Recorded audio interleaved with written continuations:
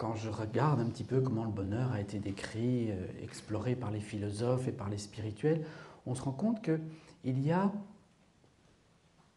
tant en Grèce, avec le mouvement philosophique des stoïciens, que chez les bouddhistes, en Asie, à la même époque pratiquement, 5e siècle avant Jésus-Christ, 4e siècle avant Jésus-Christ, on a vraiment une prise de conscience que le bonheur est une question de liberté, de choix, et que ce choix n'est possible qu'en élevant son niveau de conscience, et que cette élévation du niveau de conscience n'est possible que si on crée ce que les bouddhistes vont appeler un espace intérieur et ce que les philosophes stoïciens appelaient une citadelle intérieure.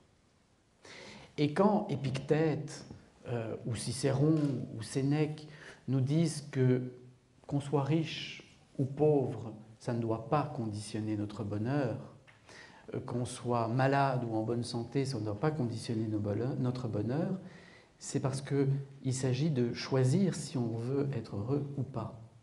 Alors, les bouddhistes vont avoir ce même genre d'approche, très responsabilisée, très responsabilisante aussi, pas culpabilisante, mais responsabilisante. Elle redonne du pouvoir à l'être humain.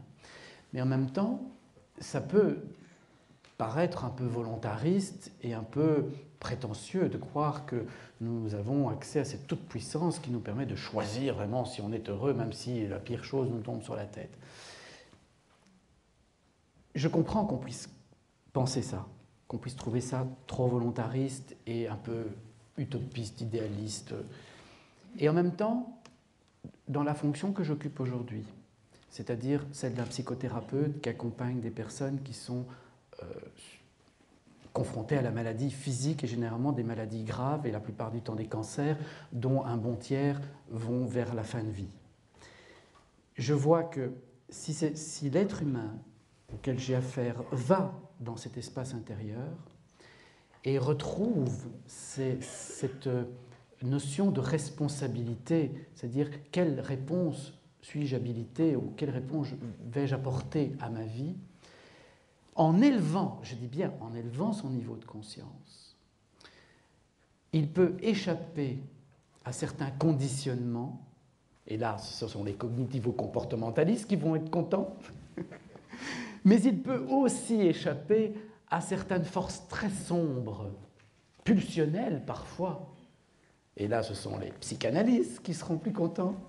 C'est pour vous dire que ce débat est tout à fait stérile. En fait, les humanistes, les psychanalystes et les comportementalistes décrivent 3 aspects de la personne humaine. Et il ferait mieux de se mettre d'accord les uns avec les autres pour dire, voilà, nous n'avons qu'une vision partielle et essayons de regarder l'être humain dans toute sa dimension, dans toutes ses dimensions. Mais quand on peut élever son niveau de conscience dans cet espace intérieur, et ça ne se fait pas du jour au lendemain, c'est un travail. Moi, j'avais appelé ça le travail d'une vie dans mon premier livre. C'était le titre de ce livre, parce que je pense vraiment que c'est l'enjeu d'une vie vécue dans sa pleine potentialité. Mais quand on peut le faire, je peux témoigner qu'il y a des gens qui y arrivent. Donc s'il y a des gens qui y arrivent, je ne vois pas pourquoi moi ou vous, on n'y arriverait pas. Mais ce n'est pas parce que c'est un chemin qui est difficile qu'il ne faut pas l'emprunter. Et je pense que c'est, une fois qu'on a mis le pied sur ce chemin-là, c'est le seul chemin qu'on peut continuer à parcourir. Le chemin de la conscience.